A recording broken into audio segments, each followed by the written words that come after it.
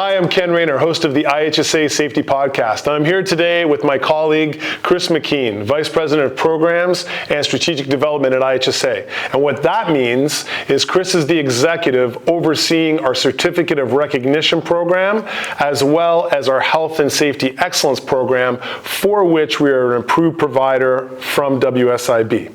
Chris also was seconded to WSIB and helped to construct and build the Health and Safety Excellence program. So it's great to have Chris with us today because we are going to talk about some myths about the Certificate of Recognition program and hope to cut through some of those misperceptions. So Chris, you ready to debunk some myths on COR? Yeah, excited to get started, Ken. All right. Cool. So let's start with the first one, which seems to be one that comes up on a regular basis. COR is just too expensive. Yeah, dollar and cents are always on everybody's mind when it comes to safety. And it's always been that way. When people refer to safety, they always think about, we have to invest a lot of resources in this. And the traditional way of thinking about offsetting costs was a reduction in injuries. And these tangible things are always hard to kind of grab onto at first. But what we found over the years through a lot of research that's been done through the University of British Columbia, most recently in Ontario, when you invest in COR, when you implement this program, when you're COR certified, 28% less injuries in your workplace. That adds up. That adds up to dollars and cents. Speaking of dollars and cents, I was fortunate enough to be able to work at the WSIB for a few years, and we developed the Health and Safety Excellence program. And when we developed that program, it was really about incentivizing businesses through rebates and other non-financial incentives to keep them going towards whatever their goal is. In this case, the goal is COR. All 39 topics in the Health and Safety Excellence program contribute to the implementation of COR. So every time an action plan is completed with the WSIB Excellence program, Health and Safety Excellence program, they get rebates. Icing on the cake these days is a small business signing up for the Health and Safety Excellence program gets a signing bonus. It's $1,000. They don't just get a rebate, they get double the rebates.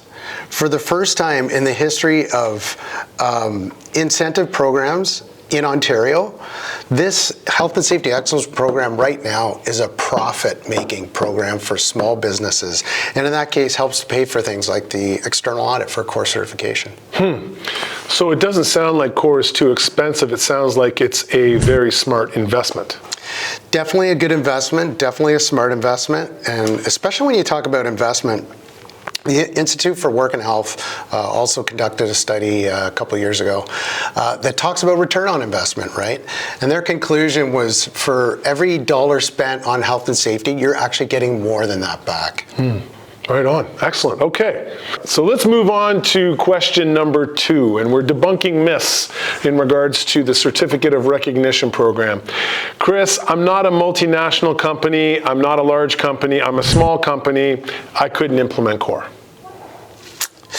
So it's funny you say that. When COR was built, the one thing I learned when we started working with the Canadian Federation of Construction Safety Associations is COR was specifically built for the small business owner.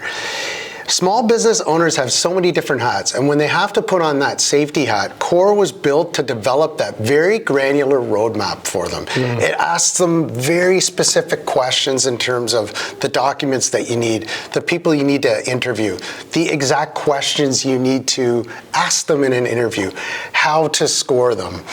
And that's been the philosophy the whole time. So we're at a little more than 700 certified businesses in Ontario right now, certified to COR. 52% of them are small business.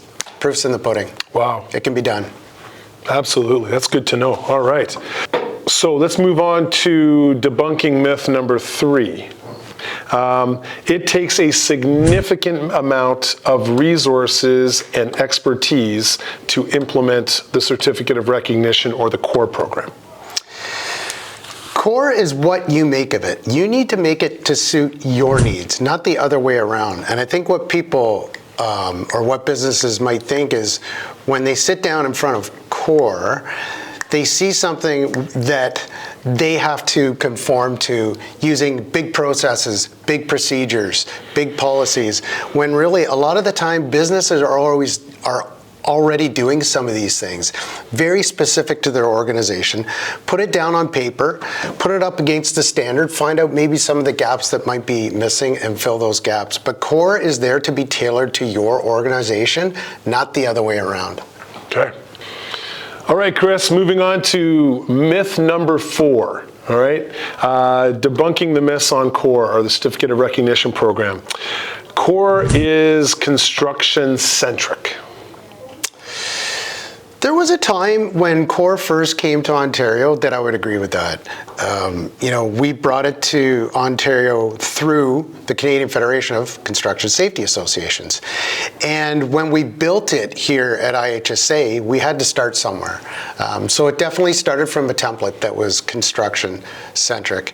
Since then, into the evolution of COR 2015 and even into COR 2020, it's really sort of broadened its breadth in terms of who it applies to. It still applies to construction, it applies to transportation, it applies to utilities, it applies to any type of industry.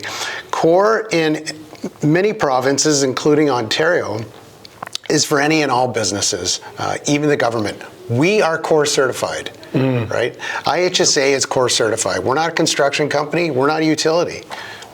Right on, there you go. Okay, not construction-centric, specifically looking at the COR 2020 standard, industry agnostic, can be applied essentially across every industry.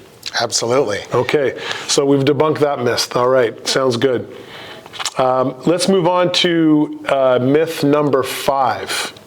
So we're looking to debunk this myth. ISO 45001-2018 is a competitor to COR. The two don't go along hand in hand. It's the exact opposite. They're two similar standards, and it's really up to the business owner to decide what their goal is with health and safety.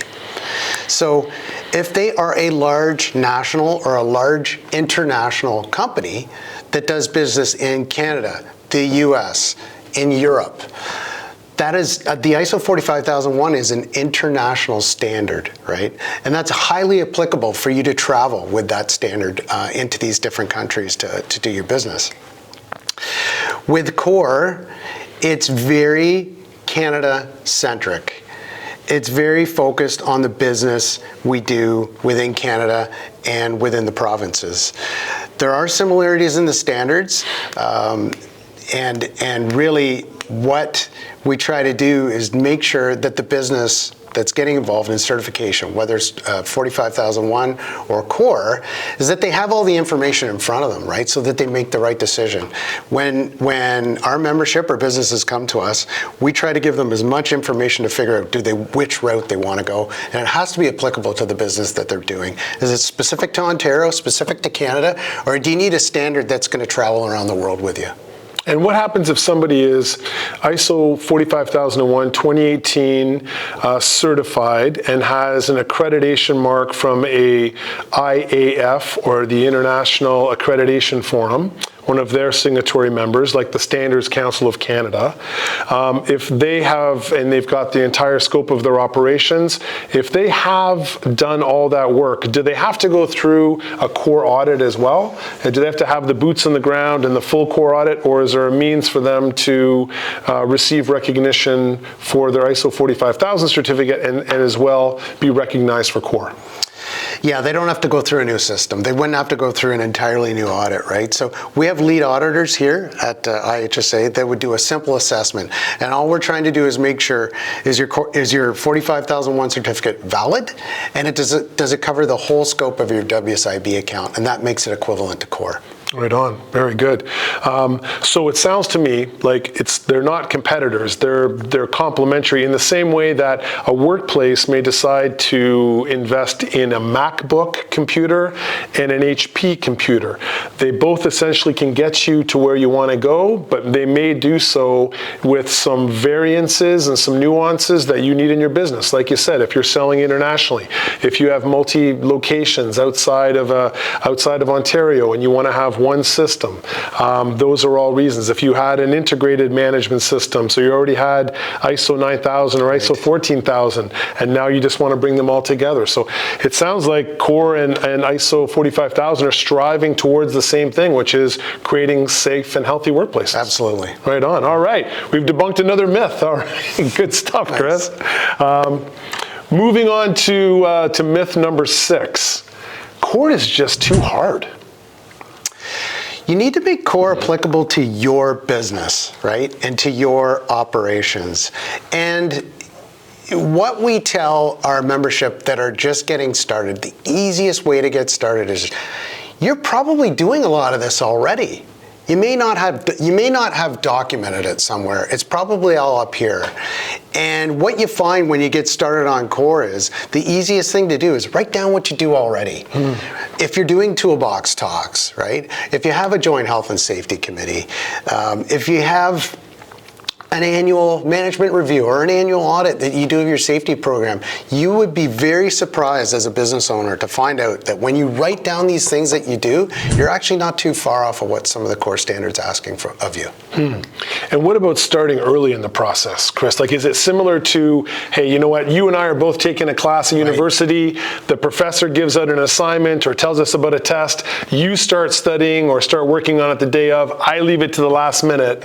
You're probably going to be feeling much different and much more confident about your work than I'm going to. I'm probably going to be a lot more stressed, anxious, throwing up my hands saying this is really tough to do. It's because you started on a timetable that works and you were able to do it over time. And correct me if I'm wrong, but a company that joins the Health and Safety Excellence Program through WSIB can work on that for years and get remuneration back for their time in the program, right? So WSIB doesn't expect you to get it done in 12 months or 24 months.